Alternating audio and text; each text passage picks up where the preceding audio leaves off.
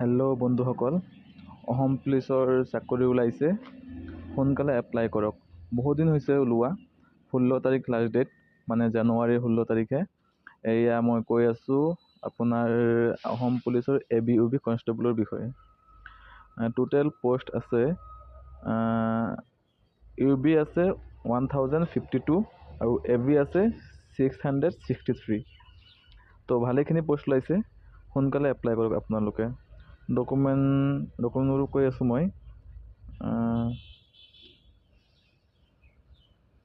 Document হৈছে আপোনাৰ passport size photo, digital signature, caste certificate, age proof certificate আৰু qualification certificate, employment exchange certificate, এইবোৰ লাগিব আপোনালোকে।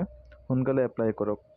আৰু নেক্সট ভিডিঅ'ত মই আপোনাৰ ফিজিকেল কি কি লাগিব, কি কি কৰিব লাগিব মই কৈ দিম। সোনকালে এপ্লাই কৰক, বেছি দিন নাই আৰু। 3টা ইভেণ্ট হয় আৰু ইণ্টাৰভিউত। ফাৰ্ষ্ট হয় আপোনাৰ ফিজিকেল, তাৰপিছত আপোনাৰ ৰিটেন, তাৰপিছত আপোনাৰ হয় অৰেল ভাইভা, তাৰপিছতহে আপোনাৰ ফাইনেল মেৰিট লিষ্ট।